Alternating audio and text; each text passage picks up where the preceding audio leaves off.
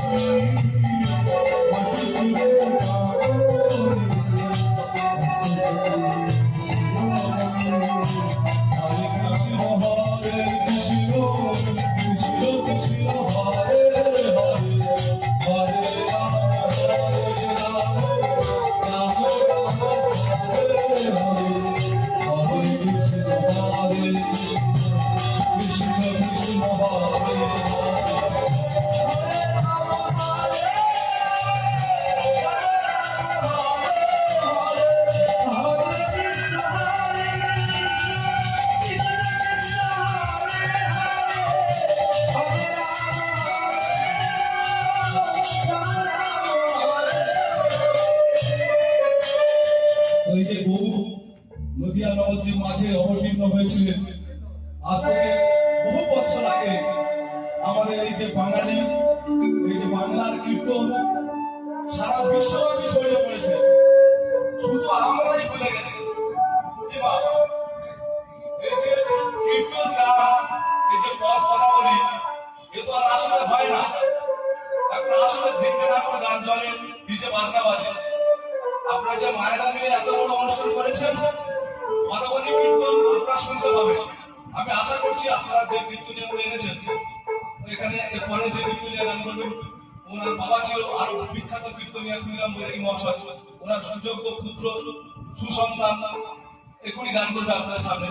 এর পরবর্তী আমার পরে গান করবে খুবই ভালো শিল্পী, পদাবলী শিল্পী। তো তারপরেও আরেকজন আসছে, সেও পদাবলী শিল্পী। কিন্তু বর্তমানে পদাবলী কি জিনিস সেটা অনেকেই জানেন না। যদি বলেন কেন, আগেকার মানুষরা আপনারা বসে রয়েছেন, আপনারা জানেন কেন জানেন? তার কারণ আগেকার দিনে আপনাদের সামনে সেগুলো পরিবেশন করা হতো। তো সেই পদাবলীর কিছু কিছু অংশ আমরা যেহেতু অধিবাস করছি, আমরা তো অতদূর গাইতে পারবো না। আপনারা জানেন এর একটা পর্যায় আছে, এর একটা স্টেপ আছে। গুণগান করে কখন কি হবে স্টেপ ওয়াইজ করতে হয়। মজিবা আসে, তারপর আস্তে আস্তে আস্তে আস্তে কয়েকটা কথা বলি আপনাদের সামনে আমি বলবো। আপনারা এখানে অনেকে বাংলা নিয়ে গবেষণা করছেন, বাংলা নিয়ে পড়েছেন। বিখ্যাত চণ্ডীদাস, চণ্ডীদাসের যে পদ, আমাদের বাংলা সাহিত্যে চণ্ডীদাস অনেকগুলো চণ্ডীদাস, দুজন চণ্ডীদাস, তো সেই দ্বিতীয় চণ্ডীদাস, চণ্ডীদাস, তিন চণ্ডীদাস, দীনকৃষ্ণ চণ্ডীদাস, এরকম অনেক চণ্ডীদাসের নাম কিভাবে হয়? তো সেই চণ্ডীদাস যে রামী চণ্ডীদাস, তার পদাবলী এমন একটা পদাবলী, উনি গান যে লেখেন, ওই গান যেটুকু আমরা শুনি তার চেয়ে বেশি দর্শকদের মন থেকে উনি বের করে আনেন। আক্ষরিক পর্যায়ে পদ ওনার কাছে শ্রেষ্ঠ, ওনার কাছে কোন পদাবলী গান খেতে হয় না। রাধা নব যৌবনে যখন বিরোধিতা করেছে, আহা ভগবানের প্রেমে পড়েছে শ্রীমতী রাধা রানী। তো সেই প্রেম কি জিনিস, যারা একটু অর্ধ প্রেম করেছে, এখনকার প্রেম নয় মা, অনেকে ভাবছেন এখনকার প্রেম, এখনকার প্রেম নয়, এখন ফেসবুকের প্রেম। আজকাল দেখায় কালকে পাকা দেখা, সন্ধ্যে পর্যন্ত বিয়ে শেষ, তারপরে ডিভোর্সের মামলা। এই মাসে শেষ নয়, একবার যদি তার প্রেমে পড়া যায়, জীবন শেষ হওয়া মানে শেষ হয়ে যাবে, তাও বিয়ে শেষ হবে। আহা, শ্রীমতী রাধা রানী যখন কামরাহের প্রেমে পাগল, তখন সবাই বলছে, আরে রাধা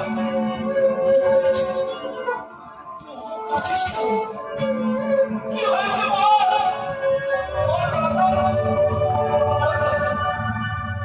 কি হয়েছে? তুই আর কেমন করে কথা বলিস না রাধা? একবারে কথা বল, কথা বল, কথা বল।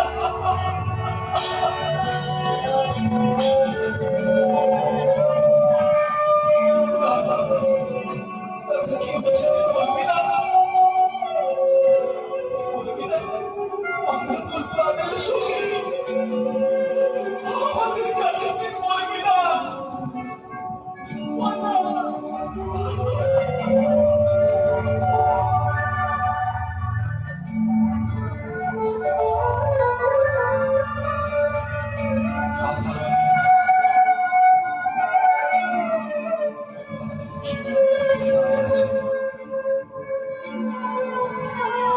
রাধারানীর যত সখী ছিল সবাই চুপ করে দাঁড়িয়ে আছে।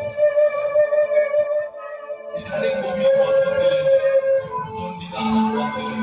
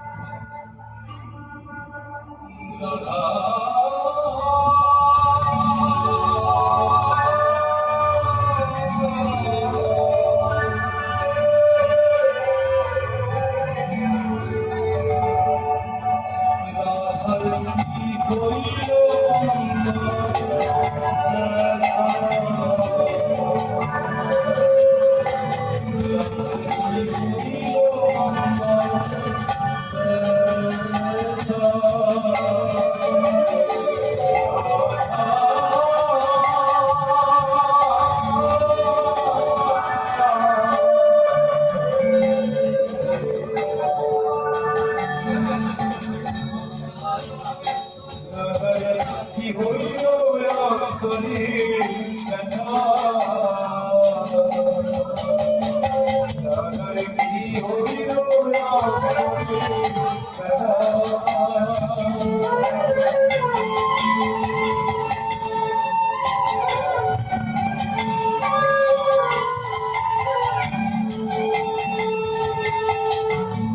বসিয়া মিলনে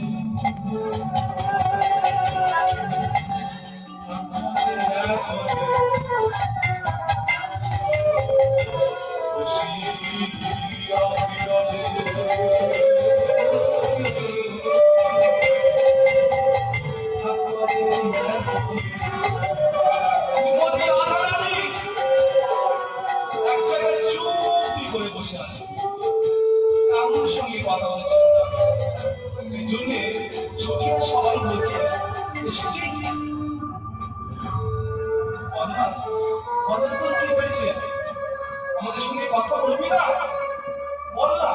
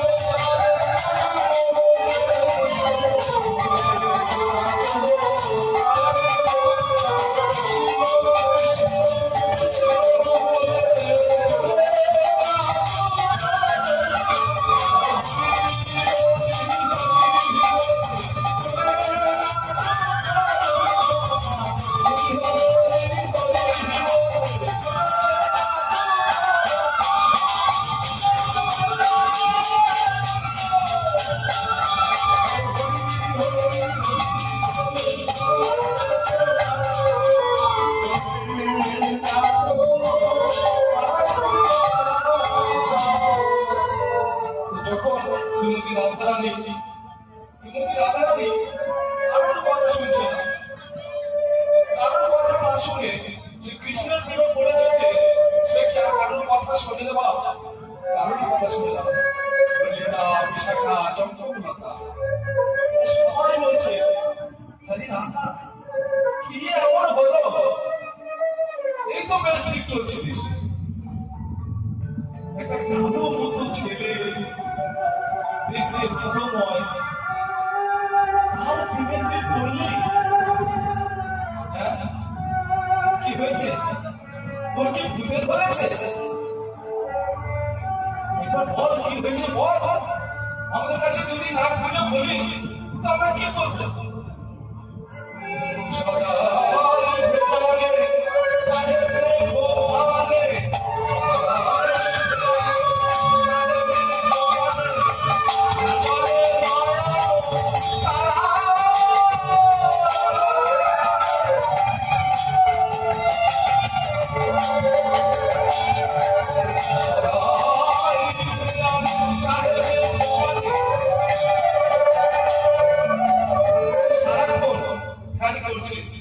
সদাই ধ্যানে চাহে মেঘ পানে, মানে ধ্যান করছে।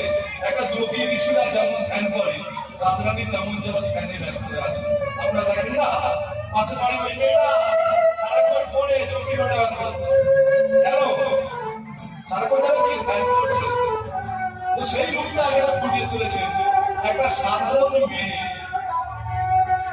একটা সাধারণ মেয়ে, একটা অশিক্ষিতা মেয়ে যদি বলা যায়, আপনারা আমাকে ক্ষমা করবেন, আমি বলছি না, এটা কথা বলি কারণই বলছে। একটা অশিক্ষিতা মেয়ে যে সফল দেবী হয়ে গেল, অশিক্ষিতা মেয়ে। শ্রীমতী রাধারানী তেমন পিএইচডি করেননি, কিন্তু সবাই মনি, যোগী, ঋষি সবাই কি করে? তার মধ্যে সে গুণ আছে, সে জ্ঞান আছে, কি করে যে ভগবান হওয়া যায়? ভগবানের গুণ না থাকলে সে তো ভগবান হয় না। তো সেই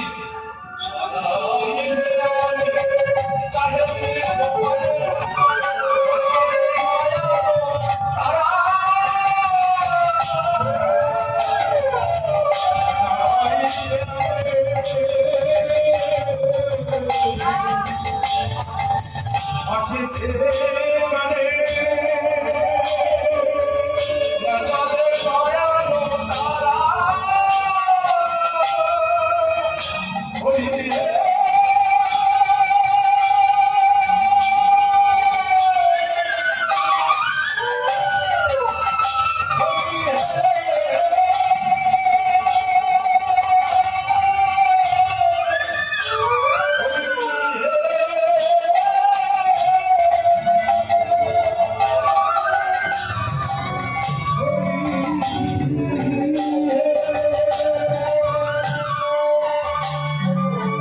বিনতি আহারে রান্না বাসি করে বিনতি আহারে রান্না বাসি করে বিনতি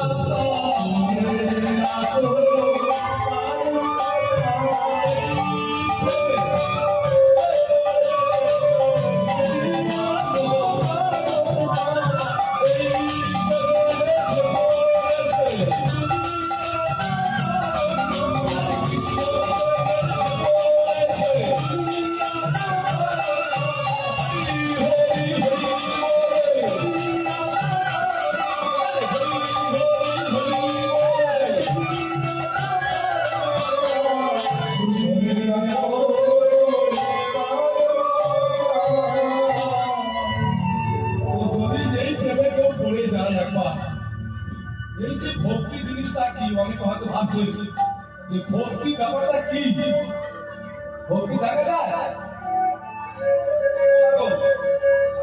এখানে যে সমস্ত মায়েরা বসে আছে বাবারা বসে রয়েছে আপনারা বলুন তো ভক্তি দেখা যায় দেখা যায় না ঠিক তো জানে না ভক্তিকে দেখা যায় না ভক্তি অন্তর থেকে আসে আমি একটা ছোট্ট উদাহরণ দিচ্ছি যে অহংকার আসে ভক্তি কোথায় থেকে হয় বা কিভাবে হয় একটা উদাহরণ দিলে বুঝতে পারবেন অনেকে এই যে এখানে কীর্তনে আসলে আসছে আর পাশের বাড়ির মেয়েরা চুপ করে বলছে কীর্তন শুনতে যাচ্ছে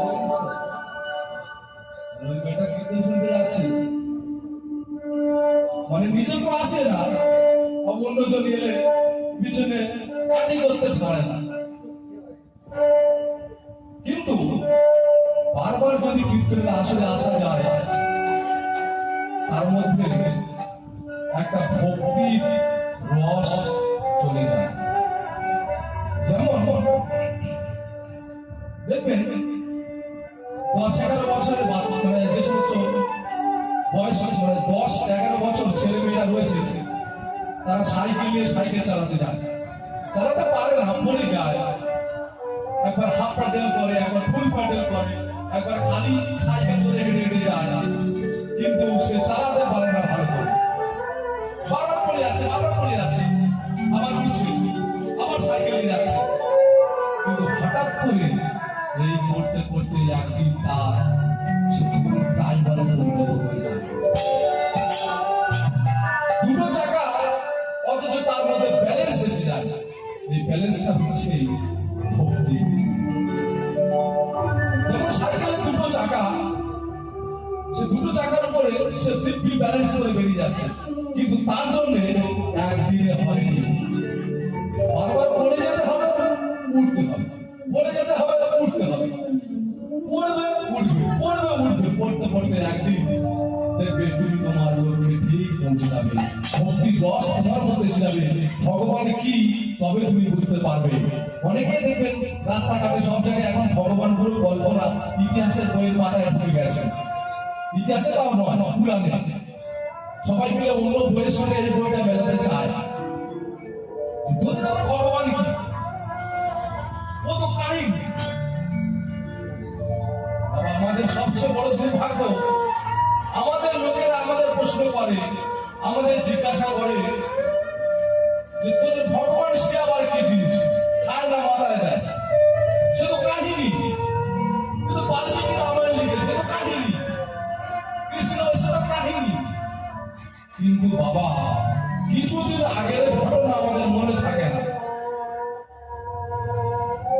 আগামী রবিবার আপনি কি দিয়ে ভাত খেয়েছেন বলতে পারবেন?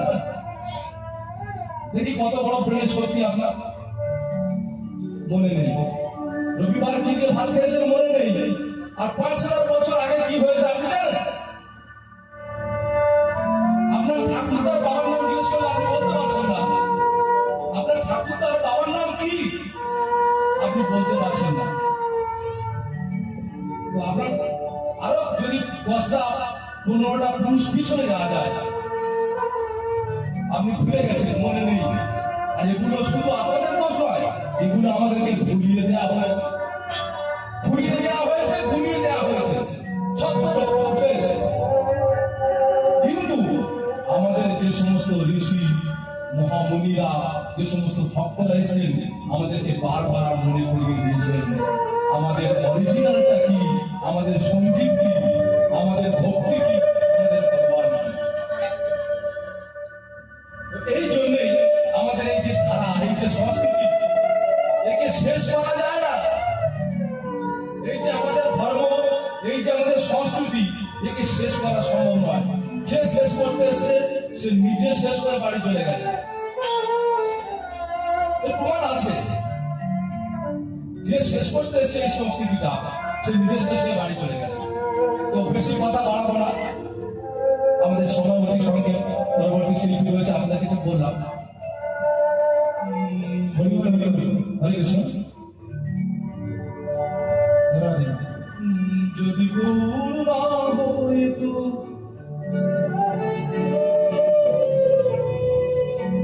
তবে কি হইতো,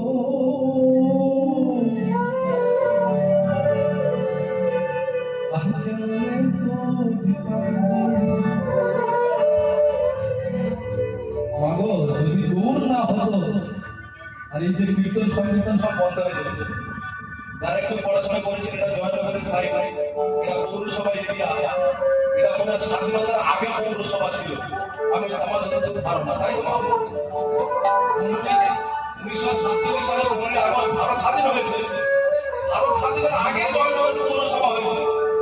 আমরা যখন বাইরে গান করতে যাই, তারা আমাদের অপমান করে, তারা আমাদের অপমান করে, বলে তোমাদের দক্ষিণ সময় লোক, তোমরা কিছু জানো না।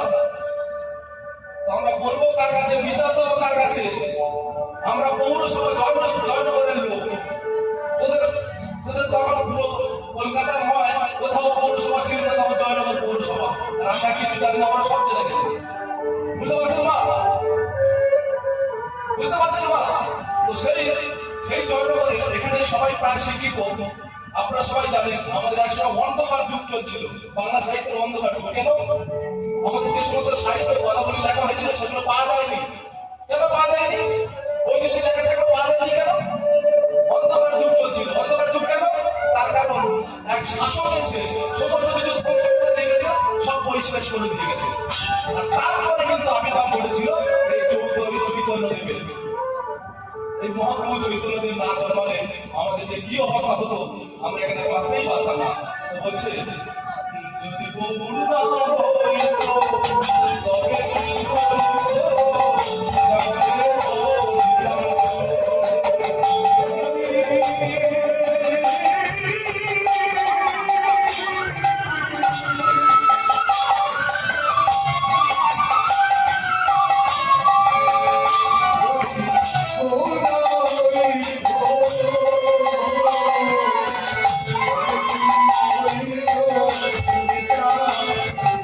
Oh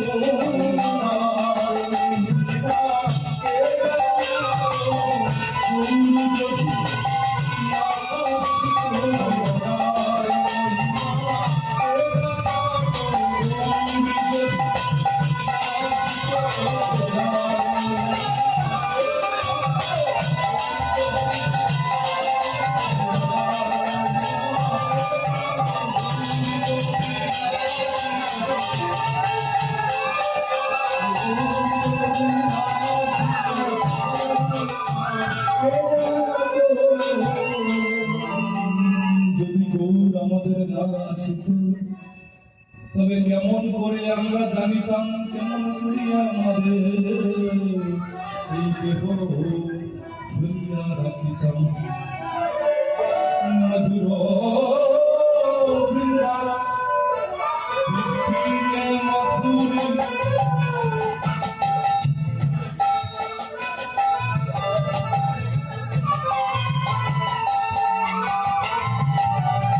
মধুর বৃন্দা